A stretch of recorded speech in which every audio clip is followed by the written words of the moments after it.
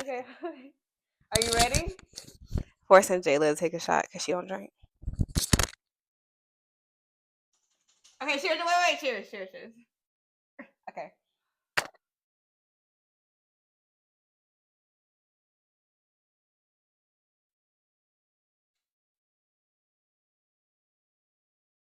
What is this? Don Julio Reposado?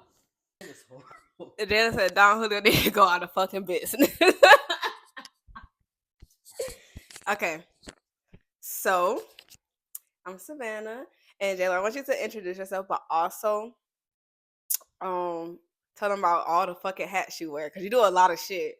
Okay, so for one, I own a brand, Definitive Trance, Aspire Divinity Within, and that basically focuses on holistic healing in many different avenues, but especially massage therapy and stretch therapy. I also work for an addiction center as a case manager.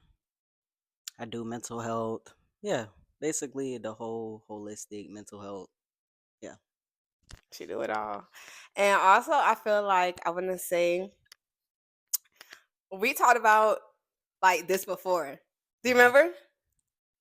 We talked about something on the podcast, and I was like, when I Yeah. have one, I want you to be my Yeah, first you guest. Do you did. You remember? did. Because we were, oh, yeah, we were And this was upstairs. like Yeah. 6 to 9 months ago. Yeah. It was a while Yeah. ago. It was wild. It was like the middle of last year. Right. Yeah. And the reason I want Jayla to be on it is because this motherfucker is so wise. Every time I call her and I'm like telling her like, bitch, like this is what's going on in my life, she like always say some shit that make me be like, bitch, you need to write this down for me so I can read it later. I need to put it in a necklace. The fuck? Like, you be saying the Yeah. most wise shit. So I feel like she was the perfect person to be on here. But you're also wise too. Yeah, this thing got me seeing goats or some shit. What? What? Started thinking way back to that spiritual journey. Around that time,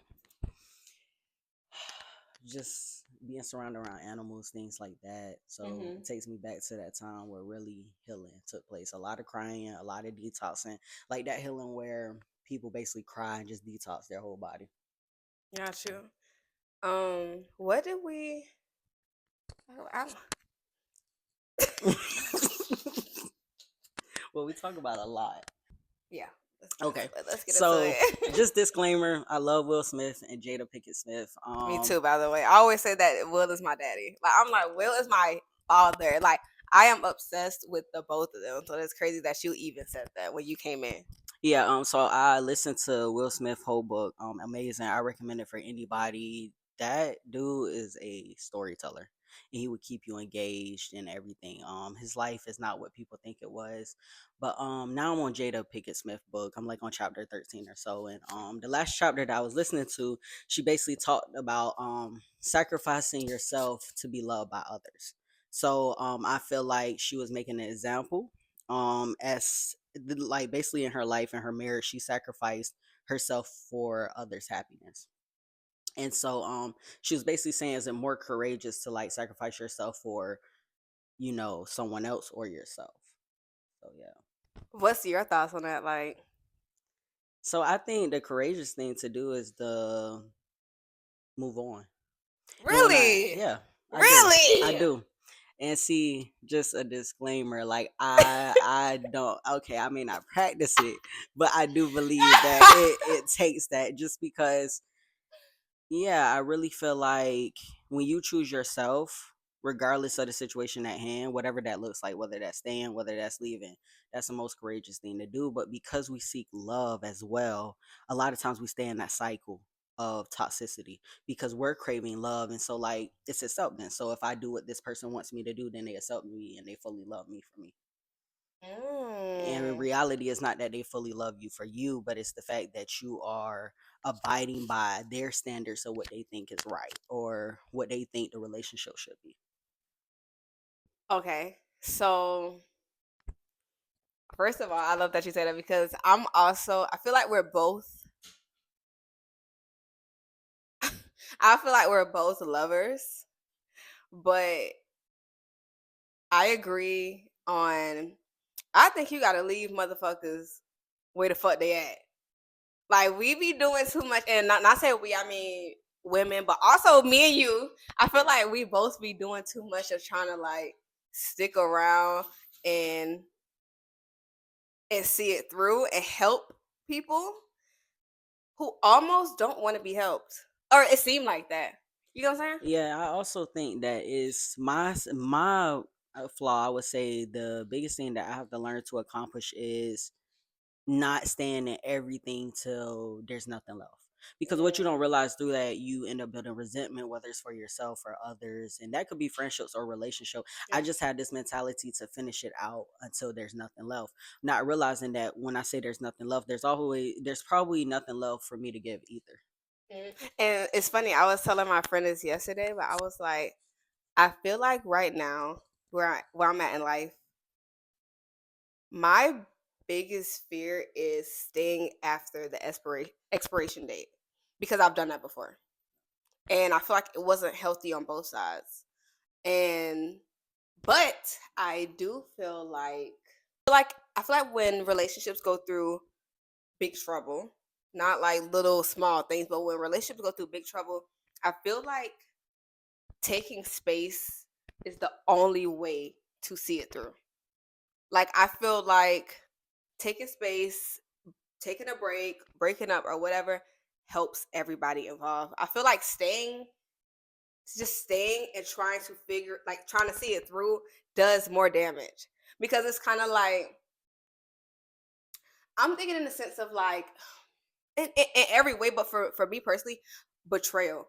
Hmm. Like when somebody betray you, it's traumatizing, and I feel like it's been normalized. Like niggas really be like like bitches get cheated on every day, but it's like it's so much deeper than cheating. It's betrayal. It's like it's scary, and it's because people almost have like they're living a double life sometimes. Like you're coming to me and I see this version of you that seems like okay, you care for me, you're here, you're whatever. But out there you're a totally different person and that's scary to me. And so I've been trying to balance living in fear and being aware. Does that make sense? Like Yeah, it does because I mean, when you look at betrayal, there's a lot that's involved in it because depending on the extent of betrayal, and if we dissect cheating, there's also probably lying involved. There's right. also probably, like you said, a different version that you're getting that other people may not be getting of that person, as well as there's just things that you're probably just finding out about, and you had this image of this person or this idea of your relationship until it all comes crashing down. But I like to always take it back to how are we taught love and how do we view relationships, because I think sometimes they're not saying in the case of people who are cheated on, but even whenever we dissect betrayal, it's like where is it coming from, because I think sometimes we set standards in a relationship for people to save us or for people to be our all, and that's I kind of love our that you said downfall. that.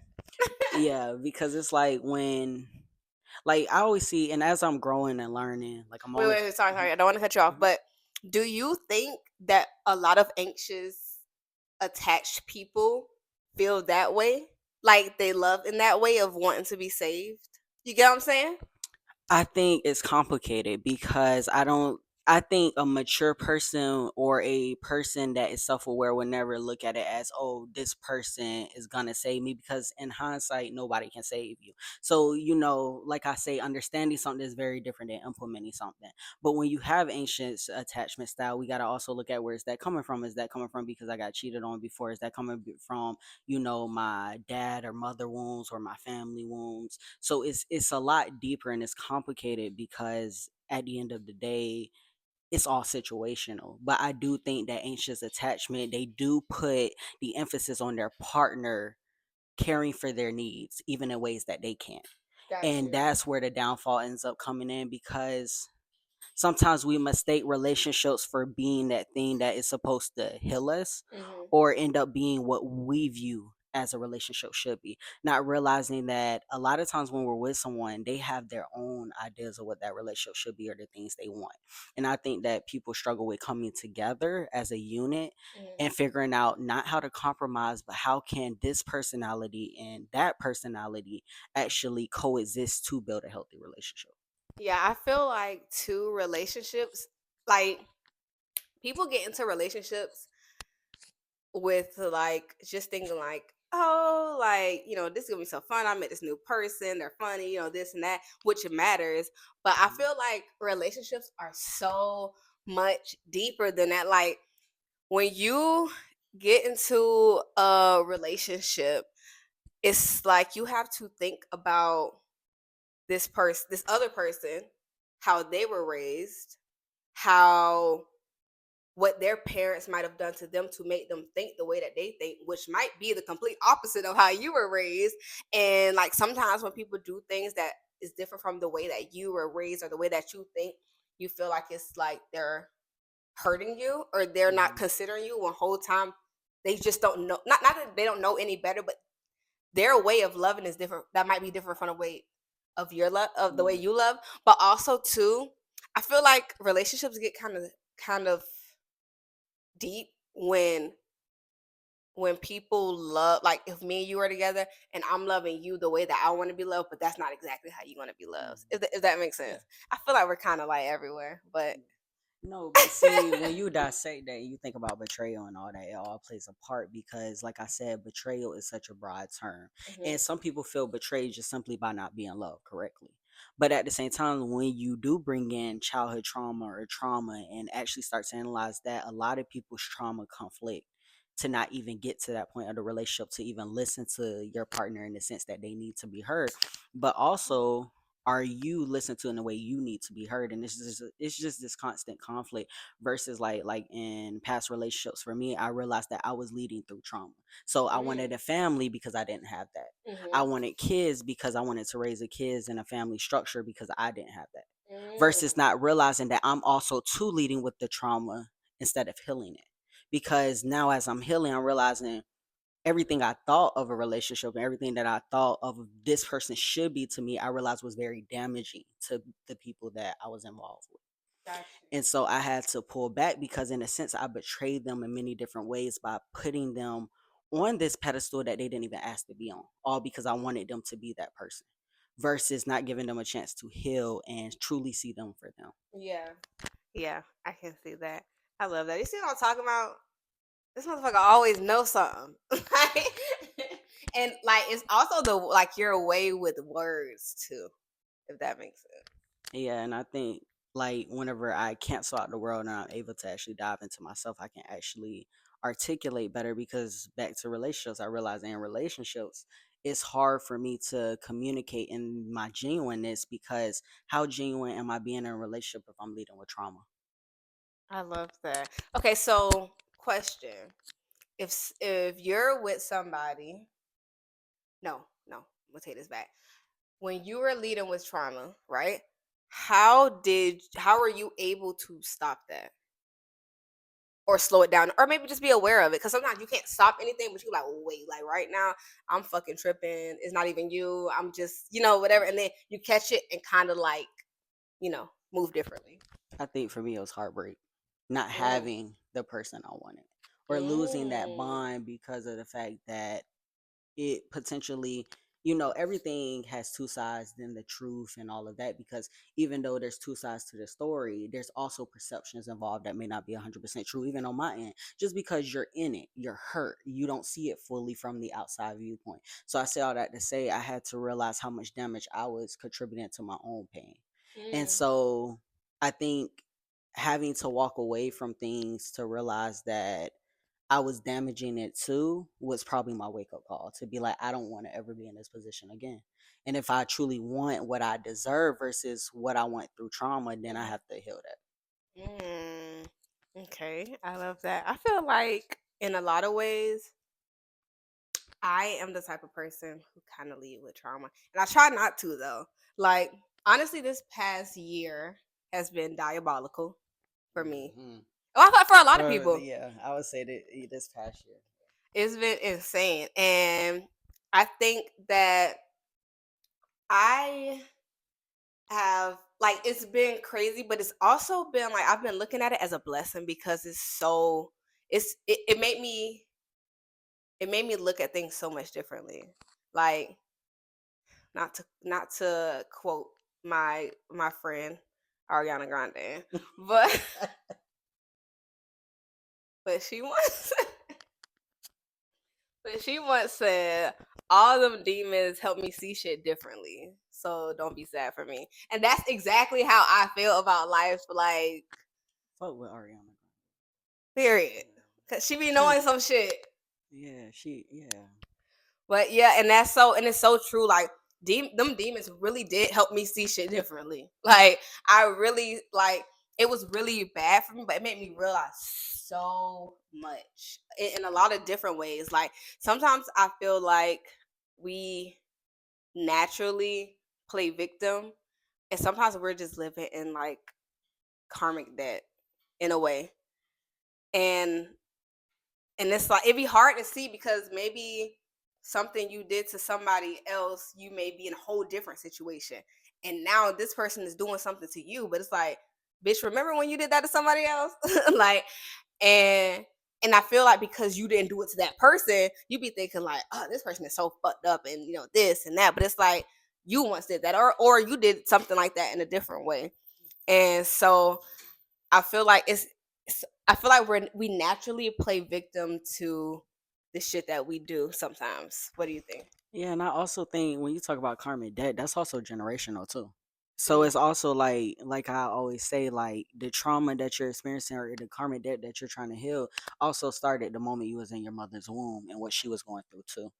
So we have to also look at like our family history and look at our history with relationships and realize how much we're contributing to the cycle of toxicity, and maybe leaving or maybe stepping back is that point of saying that I would no longer do this.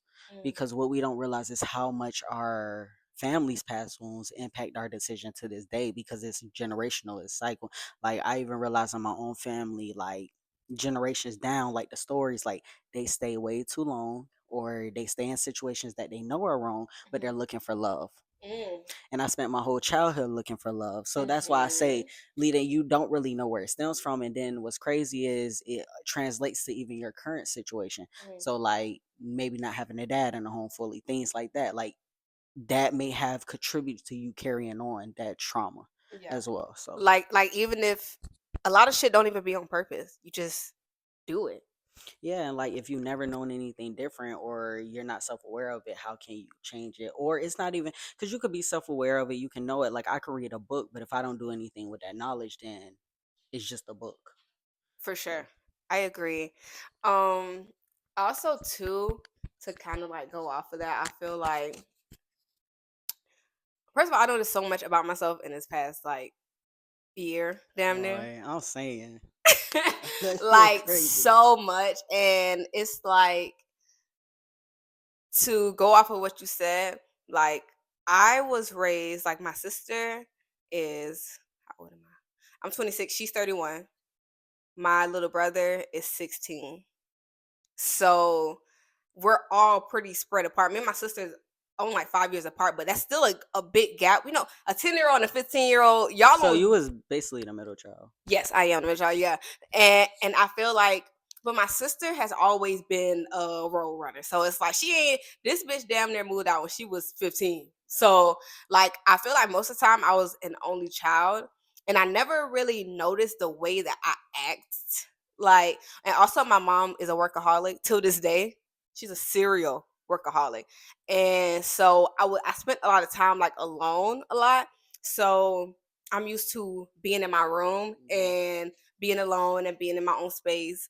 And I noticed that because, well, one, Destiny pointed out, she was like, "You act like an only child. Like she'll want to come in the living room and watch TV." And I'm like, "Why we can't do that in the room, bitch? Like, why do I have to come out of the bed to watch TV when we have a TV in the room?" Mhm. And so, but I noticed it specifically when I went on a trip when I graduated esthetician school. Me and 10 other people, I think it was like 10 of us, went to Orlando together. And I'll never forget, like, they were cooking breakfast and shit, and they had this really large ass, like long ass um table, like dining table. Hmm. And so, they're cooking breakfast, whatever. I came out, made my food, like gathered what the fuck they cooked, Yeah. and took my ass back in the room and closed the door.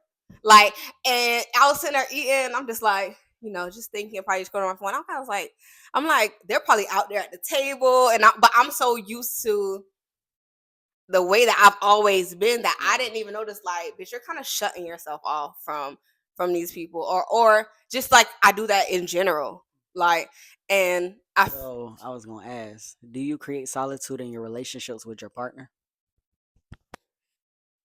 Do you need clarity? yes, So whenever it comes to having a partner, do you put your all into that to the point where you kind of exit out the world? yes. Okay, that makes sense. Okay, how did you figure that out?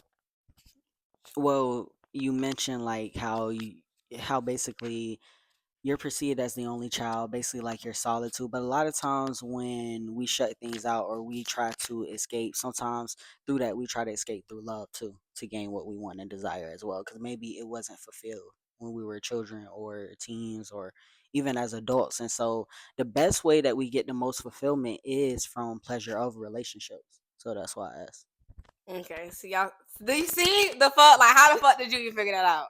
But um, yeah, I don't know, but it's like, and it's crazy because I'm 26 now, but I was like maybe 24 when it happened, and but look how long it took me to even catch on. Like, damn, bitch, like you're really like you really act like an only child, and I'm not an only child, but it's like just the way I've been raised. It's kind of like it's just was naturally me and things that I naturally did. And it's like it'd be hard to notice those patterns when you don't know anything different. Because like you kind of said that you was like, this is all you've been like this is all you ever seen, and whatever. It's like, I don't know, it's different.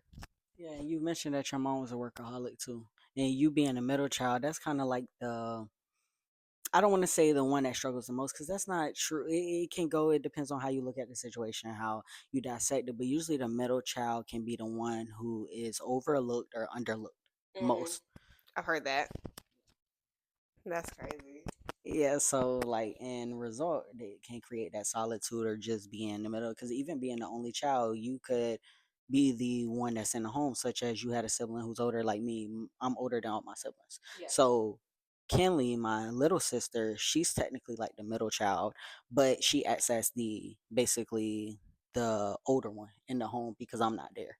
Got you. And so she has like that, she probably feels underlooked and overlooked too, but in a sense she kind of took on that only child at some point role going into like being the oldest because Got you. she takes on the mother traits versus me. My mother had them whenever I was like in middle school and high school. So Yeah. they didn't see a lot of me. So I wasn't able to take on that role to the fullest extent. So it's like with me out. But when I'm there, you can kind of see her kind of disconnect from everyone and kind of shy Mm. away. And it's almost like you feel the tension of her not feeling like she's fully seen. And that could be even when I, because like I said, she takes on the role of being like the The oldest. oldest, yeah. So she helps with homework and that's naturally. She Yeah. does that. So I'm such a yapper, but it's because like when I talk to people, I really be like, I'm the type of person at work. I be like, what was your childhood like? Because I be wanting to know what the fuck be going through these people's head. Like, you gotta think about it. When you work with people, man, you meeting all type of yeah. motherfuckers. Like, these ain't motherfuckers you would probably choose to talk to on a daily basis, but I don't. It just be it's so different. So I be knowing so much about people because I'm genuinely interested, and I be wanting to kind of compare notes, or even like maybe I feel like my girlfriend is very different than me. I feel like we're polar opposites, to be honest. And That's like most couples. really, Well, I say I think so. Especially when you're trying to figure it out, you tend to align with what's gonna help you grow. Or yeah, what's gonna even if it's damaging, right? It puts you in a position where it's like I either gotta leave that alone or grow or learn something different. yeah. And I feel like crazy thing is I feel like me and my ex were more alike, but I feel like me and Destiny are polar opposites. But it makes me look at everything so much differently. Like, made me look at people differently because it's like I would think of something this way, but this person think of it that way. And it gives me a different outlook. Like I can almost see how everybody feels. Like Yeah. because it's like I've been thinking this way for so long, and I've been with somebody who think that same way. That now that I'm dating somebody who think the complete opposite, I'm like, I think this way, but it's like, but she might look at it that way. So, do you tend to be argumentative when you see that somebody has a different viewpoint as you, or do you kind of take the back row seat and do what you're saying? I feel like okay, it's kind of different because although I'm open to hearing how people feel and how people might see things differently, now I'm open. I would say before I wasn't that open. I was like, damn, like me and this motherfucker just ain't compatible. Like I don't know how the fuck she got 2 + 2 = 85, but bitch, I don't see that shit, and that's because it's so far off from what I see. And but now I'm open to seeing both sides, but sometimes it's hard when somebody isn't the best at communicating. Like it's almost like sometimes we have to argue and go through the bad things to and then the next thing we'll be like, we'll talk about it and be like, oh, I seen it like this. And she'll be like, oh, well no, I seen it like this. And we're like, oh, like we really just looked at it from different ways, but it was just a miscommunication from the beginning. So I feel like I've been trying to skip like get around the argument and toxic stage when it could have just been that conversation from the beginning. Yeah, I realize when you try to take that stance, you have to really love the person for who they are. Even if it's in a general sense, like you love, maybe this friend in this way, or you really do respect them. And Hmm. so you want to show that love by understanding that their viewpoints are a part of them, Hmm. which I could say I even struggle with because I tend, especially like my whole life, I tend to be argumentative. But I think that comes from not being emotionally heard growing up. So the minute that somebody has a different perspective than me, it's kind of like for the longest I took it as, are they judging me? Or are they trying to down talk my viewpoint? And so I get argumentative and start the debate. And so at times, and that's something I still struggle with too, because I feel like Destiny kind of is like that. yeah, and I think it has a lot to do with more of yeah, I'm not going, yeah, that's deep. Yeah. Yeah. And you're also a masculine sign, a fire sign, Hmm. and Destiny is, She's a Pisces. She's a and water we're sign. feminine signs. And you So know what's crazy is I feel like Destiny craves feeling more masculine, but I feel like I'm naturally like that's that. that Sagittarius. Yeah, That's what it is. and I'm like, I once talked to someone. And she was like, she asked me my sign, and she was like, "Oh, like all Sagittarius I know got big dick energy. Like the women got big dick energy." And I'm like, and I feel like sometimes that's kind of scary to people. It's funny. I had seen a post and it had, because the fire signs are Aries, Leo, and Sagittarius. So, Aries came in first, Leo came in second, and Sagittarius came in third. But Sagittarius was the only one lit, all because they placed. And that's the energy Sagittarius give me. Like, no matter what, their confidence shows. Hmm. Even whenever they're at their lowest or things on the outside, it shows. Even if it's as coming in third place, well, I made it and I'm here. Yeah. And so it shows, and I think that intimidates people because it's like it's hard to knock down a Sagittarius spirit to the sense of where it shows the other people. Hmm. And I think that's where people get intimidated by on the outside. Also, what's your view? First of all, what's your rising or and I know like you're a Taurus, but I'm just saying like for them. Like, what's your Yeah. rising sun and moon? Okay. So I'm a Taurus sun, Virgo moon, and Cancer rising. Okay. Yeah. You know what's crazy is I don't want to keep bringing this bitch up, but Destiny is a Pisces sun. She's a Virgo moon and Cancer rising. Like y'all's are in reverse. Okay, so I'm a Virgo moon, I'm a Cancer rising, so she switched. Cancer Yeah, moon, Virgo rising is yeah, hers. maybe. But I know y'all's is Yeah, flipped though. yeah. And I thought that was so interesting. I don't know why that just kind of threw me off. Well, what's interesting is my own partner is a Sagittarius, so it's kind of like, and that's what I mean. Like alignment happens, like even throughout friendships or relationships. What you need at that time is going to be placed in front of you. It's just how you utilize it, and kind of, yeah, it's basically how you utilize it and what you do with that information. So I am a Sag Sun. I am a Gemini rising and a Capricorn moon. oh Lord. What the hell that mean? No, it's not that bad. No, you cool. Okay, Capricorn moons. What? Yeah, no, I actually appreciate Capricorn moons. Capricorn placements I have always held close to me, but yeah, it's a struggle up in there. Be going through your head. I know it. Capricorn moons. hmm Yeah. do you like ask people their like sun, rising, and moon when you first meet them? Like well, when you're looking in like a relationship aspect. Yeah, I tend to look at the whole birth chart. Actually, in one of the spiritualities I practice, that I know about, what they'll do is, whenever two people get together, they'll bring their birth charts together, hmm and they'll have an astrologer come out and basically tell them what their direction looks like, whether they're compatible, whether they're not, kind of where they're headed, and all that. So I'm a big, firm believer in your birth chart can tell you what you need out of life, kind of the things you're gonna go through.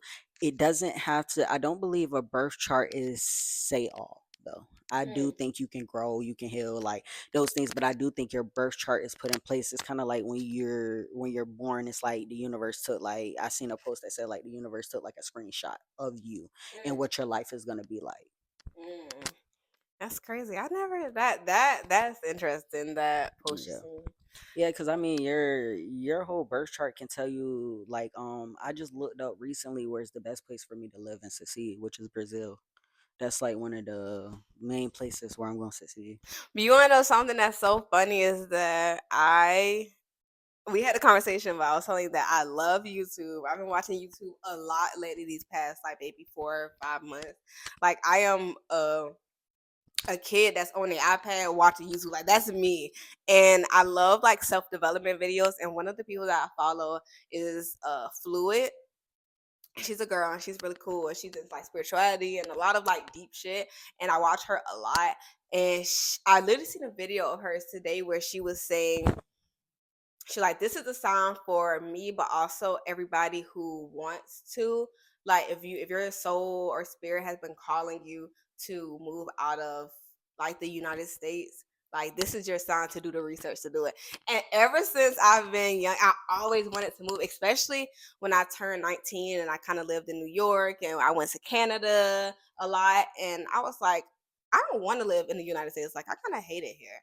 And I've been thinking about it a lot, like to the point to where before, well, no, this was still after. I still was thinking about like, I'm like, maybe I should get a van and live in a van and kind of like travel. But it's like, I feel like I think of the word. I feel like we're so used to like having to think about working and saving, and we're kind of stuck in this Mhm. cycle that it almost feels impossible to get out of. And so I for the longest I was thought about like how the fuck can I make money and still travel and but like live like I wanna travel for a living, bitch. Like Yeah. and so it's funny that you said that about Brazil because I seen that video today and I was like when you was like when I knew you were coming, I'm like, should I kind of like speak on that? And I was like, is that boring? But now that you said that, it's like it just makes sense because I feel the same way. I'm ready to move. I'm ready to get the fuck ASAP.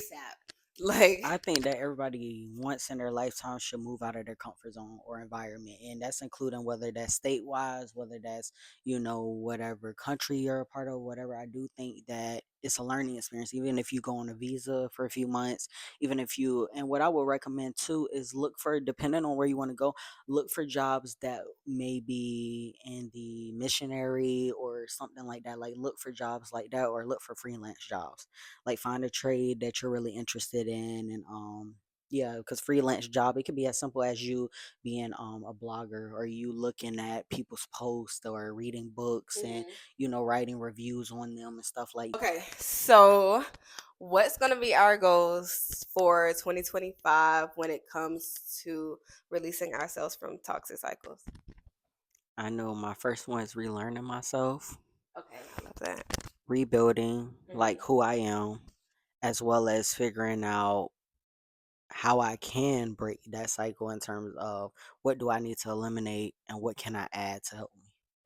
Okay, I love that. I think for me, it's going to be. I agree with relearning myself, like relearning, like or learning myself or being alone because I'm so used to being in relationships. But also too, I feel like for me, it's gonna be um like learning to release myself from mental things, like things that probably like are past Mhm. situations probably. I feel like that'll help me as well as learning to let go. Yeah, and releasing other people expectations. Yes, I love that. Okay, so yeah, that's the end of the episode. What do you think? Is this Yeah, fun? it was fun. Yeah. Yeah, yeah, this is fun. But yeah, that's it. Um, yeah, I feel like that's all the healing, deep healing, like 3 years of deep healing in my aunt's cabin in the woods. I did that, so I think that's where a lot of wisdom come from. Wait, tell me about that. You never All told me right. that before. So I think it was COVID. Basically, I went to Clark Atlanta, got kicked off campus randomly. Like, we had like a week to get off campus. This was in 2019. So I went to live with my aunt in Macon, what outside of Macon, Gray, Georgia. And in Gray, Georgia, she stayed in a cabin. And she made it her home. And basically, I'll wake up to deers outside, little bunny rabbits. So it was like the sun was shining on my face, and that was the time where, like, I think many people went deeper into their spiritual journey or just their healing. And so through that, I bought a lot of books. My refund check from school was like 6,000. I did not spend it right. Yeah. Clearly, I spent it on a whole bunch of books, but I guess in the end, I did kind of spend it right. But yeah, I bought like books back to back. I did martial arts. I went and talked to a Buddhist master. So yeah. How was that? How was talking to the Buddhist master? So in spirituality, I always say it's the point of where I'm at in life. So like at that current time, I think I needed to learn how to disconnect in healthy ways and not in the opposite as a coping mechanism to heal versus as a detachment from myself. And so talking to, Buddhism is focused on not necessarily one entity, like monotheistic religions, Christianity, Judaism, Islam, so on and so forth. So it was internal. So basically, I went on a 3-day retreat with the Buddhist Hmm. master, and we went It out was to, it was just y'all two. yeah, it was Okay. just us. And so I asked him if he could take me out, and he said he would. And so where they were, I was like in North Georgia. I want to say, yeah, it was like in North Georgia, like past Cummings, Georgia. Hmm. And so I met up with him, and it was like this hilltop. And every day that I met him for those 3 days, we went to the hilltop, and he asked my story. And it was more like I answered all my issues versus him. Mm. So it was internal. It really was internal. So then that's when I realized like my spiritual journey before was all focused on the external, such as monotheistic religions teach you. Got So you. yeah. Got you.